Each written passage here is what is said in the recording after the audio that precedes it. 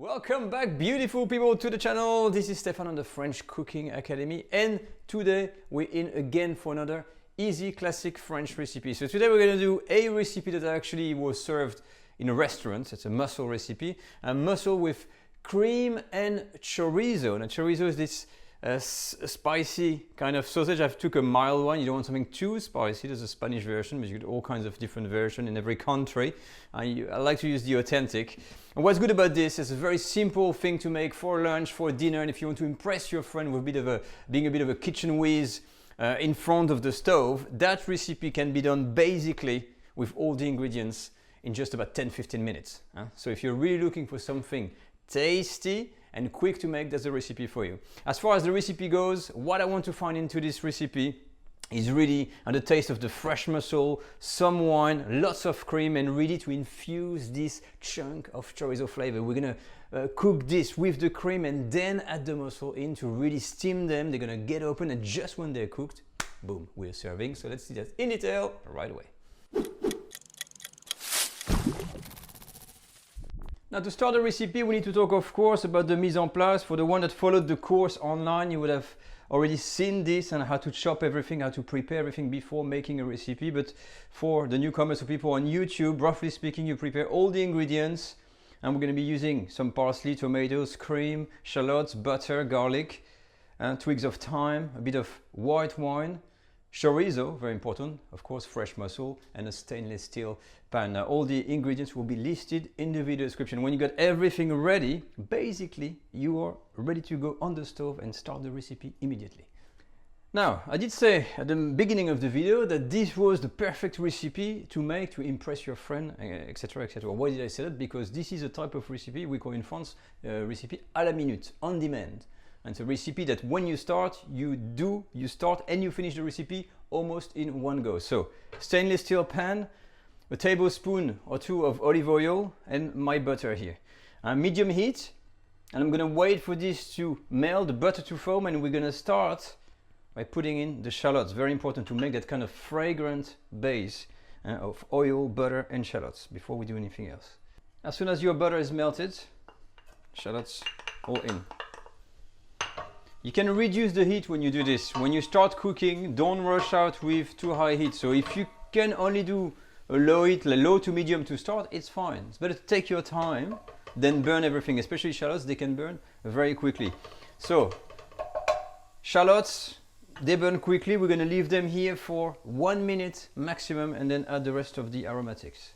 Immediately after, garlic, some of the thyme, and most important, chorizo. Now the chorizo, I am putting it in now because we want to we don't want to fry it really, and you need a chorizo that's kind of still soft, dry but still soft to the touch. But I don't want to make it really kind of overcooked, so that when you eat it, it's going to be these chunks of really hardness, and the culinary experience, the gustative experience, is not as good.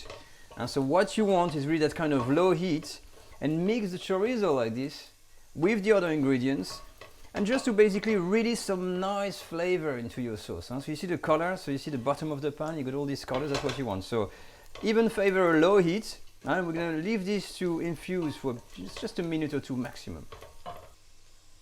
Next comes the wine, so a little deglazing. I'm using half a glass of wine, but I think 50 ml honestly is enough. You don't need much of wine.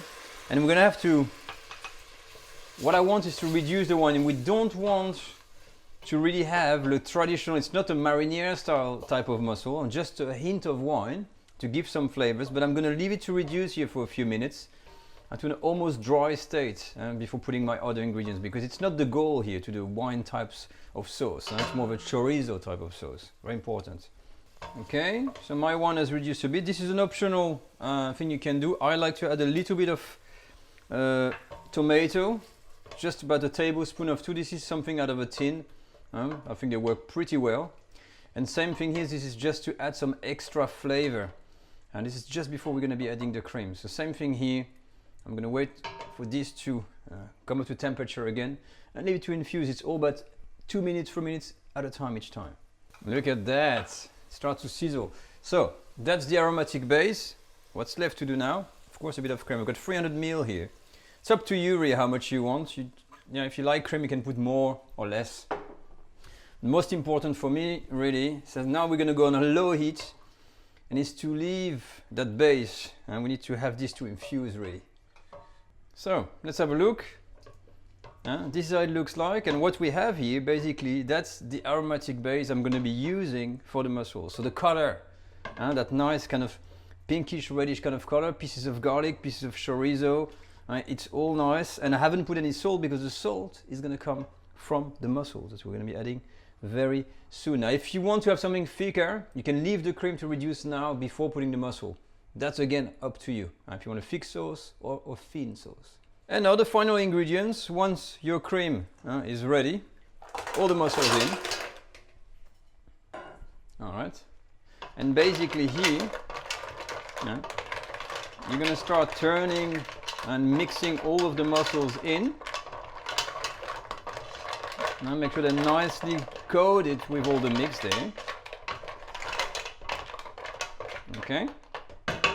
And we're just going to put a lid on that I've got here and leave this to cook for just a few minutes until the mussels start to be all open and are just about cooked. That's what you want, nothing further. So that takes, can take just on a high heat, medium heat, 5 minutes, 6 minutes, something like that. Let's go.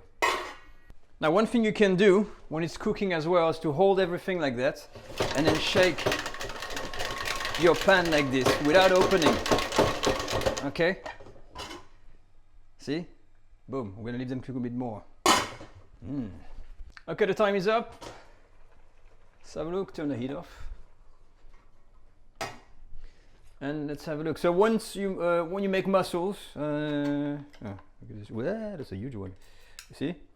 You want to have that nicely colored, slightly soft, little bit bouncy, but you don't want to have really something that's gonna be like rubber. This is very important for mussels. So when they're like this, basically that's it.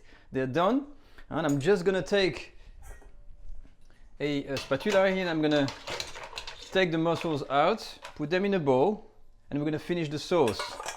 All right, so take all the mussels out and we'll finish the sauce together.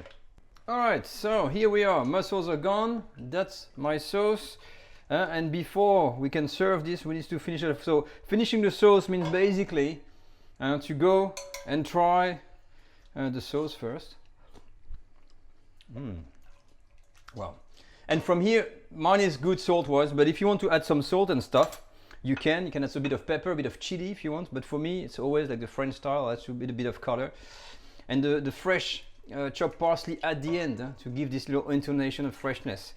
So when this is done, I'm going to transfer my mussel into a clean dish. I'm going to use my Le Creuset pot, and I'm going to filter that sauce over the mussel, but using a fine mesh sieve to capture any bits of grainy sand or anything like this, and not having this in your mussel. So I'll do this and I'll show you that on camera. So for the serving, very simple. Usually if you serve this on a table, try to use a pot that looks better than the stainless steel. So you're going to put your mussels in there, arrange them. If you got little twigs like that of thyme, just discard this. And basically it's just a matter of arranging everything in a good fashion, good looking shape. So I'm going to order my mussel like this, have some facing top, like if your guests want to pick one out of the dish, they can. So make something that looks nice, and then I'm gonna add the juice on. Okay, so here we are. Once you got your mussels like this, you take out of your pan, you try to fish out all the pieces of chorizo that you've got and sprinkle them over. Okay, and the final step, you're gonna use that fine mesh sieve and really have that sauce there all over the mussels. And you want lots of cream, lots of goodness in there. Up the chorizo and boom, you're done. Remove the twigs and add a bit of parsley. Parsley is optional. I'm always a fan of little parsley, but just to give some color. And that's it. You're done, and you have done the special chorizo and cream mussel, which are really perfect when you don't have too much time on your hands and you want to do something a bit snackish or to impress your friend. I guarantee it's very good. But now let's try that out. Now I was not too sure which one to pick, but honestly speaking, the big one kind of jump in your face, but that's over the top. I mean, this is massive, and that's a lot of chorizo. Anyway, let me put this on a plate and let's do a taste. Well, I'm doing a bit of a tapas style here. This is like chorizo bonanza. There's way too much, but look what I've got. So when you serve it, I've saved some of the sauce so we can have a look. That's the juice. I'll put a bit of more of the chorizo cream on. Oh, I think it's gonna be good. Well, I'll eat this a little bit off camera. Wow. This is like surf and turf at its best. That chorizo, absolutely beautiful. And these mussels here, they're just cooked enough, perfectly cooked. We should cook more mussels, people. I'm telling you, mussels is so underrated. If you can just run to your shop, start making mussel today. This is excellent. So what did you guys think when I said that these recipes are going to be easy and fast to make? Honestly, this is one of them, and wow, mussels, honestly, I don't make them very often, but they're so underrated. So if you make that recipe, as always, drop me a comment either in the comment section or use Instagram. Even send me the pictures of your recipe of mussels. I always love to see different variation, and if you can try that one, really do it. It's absolutely beautiful. You can also join me on Facebook, be a patron on my Patreon page, and you can check out and register your interest for the new online cooking school. We're going to be learning all the techniques and what's in the background on learning how to cook properly all this French food. But that's it for me, guys. I'll leave you with this beautiful picture, and I'll see you all next time for another family French recipe. Don't miss the video next time. I'll see you all. Bye bye.